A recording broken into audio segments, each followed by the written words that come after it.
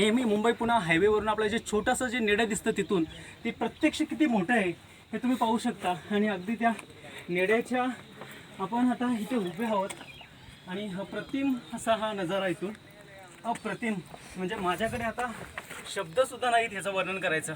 हाच तो नेडा की जे आपल्याला अगदी अगदी म्हणजे सुईच्या टोका एवढं दिसतं एकदम। म्हणजे आपण जर खालून बघितलं मुंबई पुणे हायवेच्या रोडने जर आपण बघितलं तर हे तुम्हाला किंवा कोणत्याही फोटोग्राफीमध्ये बघितलं तर अगदी तुम्हाला छोटंसं एक सुईच्या टोका एवढं हे छिद्र आपल्याला दिसतं।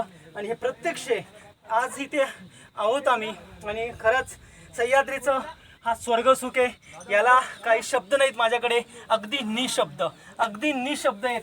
आणि सह्याद्रीची कितीही वर्णन केली तरी कमीच। जय शिवराय, सलाम या सह्याद्रीला।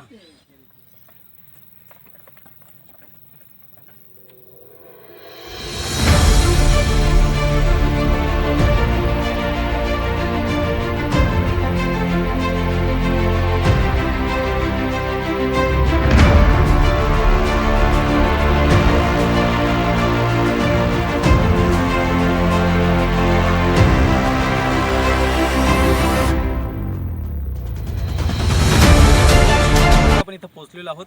तर इरसालगड हा जो किल्ला आहे तो श्री छत्रपती शिवाजी महाराजांनी मे 1666 मध्ये जेव्हा कल्याण भिवंडी हा जो मुलूक होता, रायरी मुलूक हा जो ताब्यात जेव्हा घेतला तेव्हा कदाचित हा इरसालगड स्वराज्यात सामील झाला असावा। पण इरसालगडावरती फारसा काही इतिहास नाही आहे। मात्र इरसालगडाच्या पायथ्याशी असलेला जो चौक म्हणून जो गाव आहे, एक ऐतिहासिक चौक या गावी सरनोबत नेताजी पालकर यांचं जन्मगाव म्हणून चौक हे प्रसिद्ध आहे आणि म्हणून कदाचित या गडाला एक विशेष महत्त्व प्राप्त आहे। जर आजूबाजूला जर बघितलं आपण तर याच्या समोर जो आपल्याला दिसतोय तो प्रबलगड आहे आणि प्रबलगडाच्या शेजारी असलेला कलावंतीन, त्याच्यानंतर हा समोर आहे मोरबे धरण। मोरबे धरणाच्या अगदी समीप जर बघितलं तर सोंडाई किल्ला येतो, पेप फोर्ट येतो, नंतर माथेरान तुम्हाला इथून पाहता येतं। त्याच्यानंतर समोर जर अजून बघितलं आपण तिकडे आता फारसं वातावरण तेवढं क्लिअर नसल्या कारणाने तुम्हाला ते दिसत नाही आहे, माणिकगड आहे तुम्हाला। त्याच्यानंतर परत तुम्हाला इकडे कर्नाला किल्ला तुम्हाला पाहता येतो। म्हणजे एकंदरीत जर आपण बघितलं तर हा पूर्ण परिसर आपल्याला इथून निहाळता येतो। पावसामध्ये इथलं अवर्णनीय असं म्हणजे माझ्याकडे शब्द नाही आहेत असं इथलं वर्णन असतं।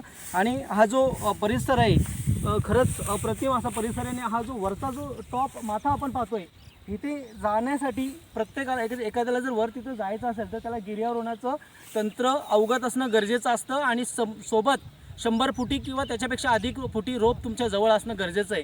त्यामुळं धाडस करत असताना जर खरंच तुम्हाला तिथं तसं कौशल्य तुमच्याकडे आहे का तर तुम्ही तिथे जा, नाही तर तुम्ही इथं एंड करा। ओके, बाकी वरती असं काही किल्ल्यावरती विशेष काही हे नाही आहे, फक्त काही गडावरती पाण्याचे हौद आहेत। इथं मार्च महिन्यापर्यंत पाणी असतं, पिण्यायोग्य पाणी आहे गडावरती आणि बाकी अप्रतिम नजारा असतो।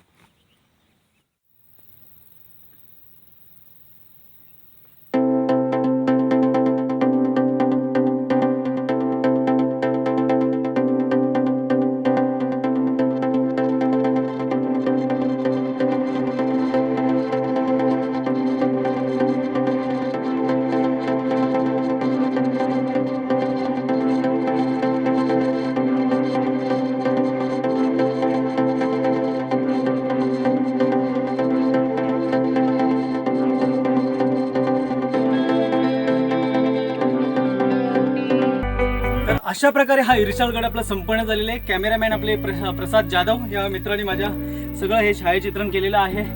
आणि ज्या मार्गे आपण आलो होतो त्याच मार्गाने आपण आता खाली उतरणार आहोत। मस्त एक नंबर ॲडव्हेंचर हा ट्रेक होता, ग्रेट अनुभव प्रसादसाठी आणि माझ्यासाठी। भेटू आपण लवकरच एका नवीन ट्रेकला। जय शिवराय।